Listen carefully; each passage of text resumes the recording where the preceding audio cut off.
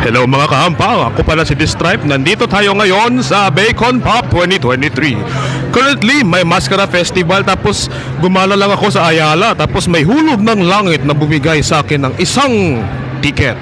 Tara, explore natin ngayon yung venue.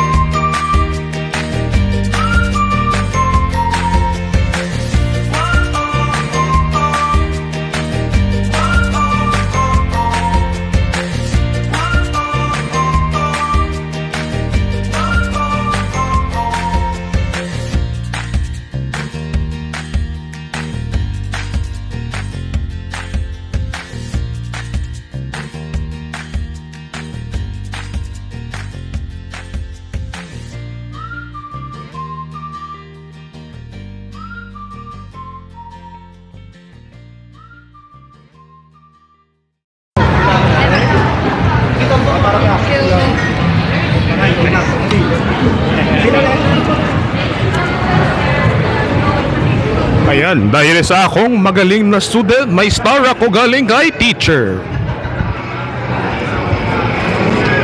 Tara, gumala tayo ngayon tapos tignan natin kung ano yun. Uy, may Star Wars oh. Si Geralt of Rivia galing Tatooine.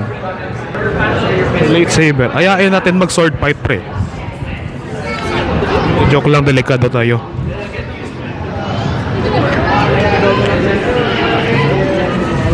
So, nandito tayo ngayon sa venue ng Bacon Pop 2023 sa Function Hall ng Ayala.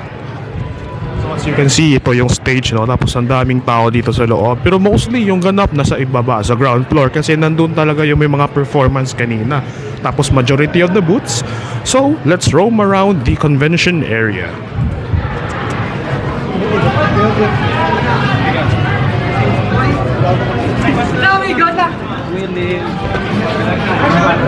Alright, so yung angkan ni Zuma nakita natin, no? Yung mga kulay blue.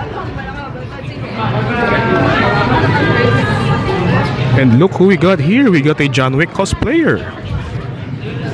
Tara, let's greet him.